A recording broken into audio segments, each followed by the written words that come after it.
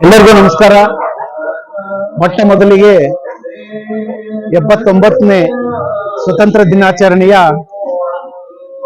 ಸಮಸ್ತ ನಾಡಿಗೆ ಎಲ್ಲರಿಗೂ ಕೂಡ 79ನೇ ಸ್ವತಂತ್ರ ದಿನಾಚರಣೆಯ ಶುಭಾಶಯಗಳನ್ನು ಹೇಳಕ್ಕೆ ಇಷ್ಟಪಡ್ತೀನಿ.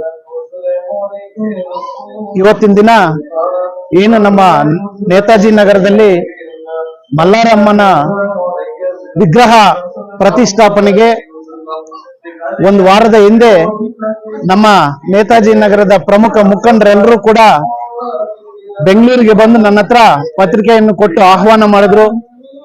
ಅದೇ ತರ ಬೆಳಗ್ಗೆ ಬರ್ಬೇಕಾಗಿತ್ತು, ಸ್ವಲ್ಪ ತಡವಾಯಿತು.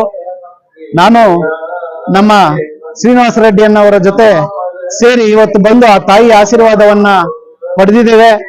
ಅದೇ ತರ ಆ ತಾಯಿ ಆಶೀರ್ವಾದ ಈ ಮುಳಬಾಗಿಲು ನಗರದ ನೇತಾಜಿ ನಗರದ ಬಡಾವಣೆ ಎಲ್ಲಾ ಜನತೆಗೂ, ಈ ಸಮಸ್ತ ನಾಡಿನ ಎಲ್ಲಾ ಜನತೆಗೂ ಕೂಡ ಆ ತಾಯಿ ಆರೋಗ್ಯ, ಅಷ್ಟ ಐಶ್ವರ್ಯ ಭಾಗ್ಯವನ್ನು ಕೊಟ್ಟು ಎಲ್ಲರನ್ನೂ ಕಾಪಾಡಲಿ.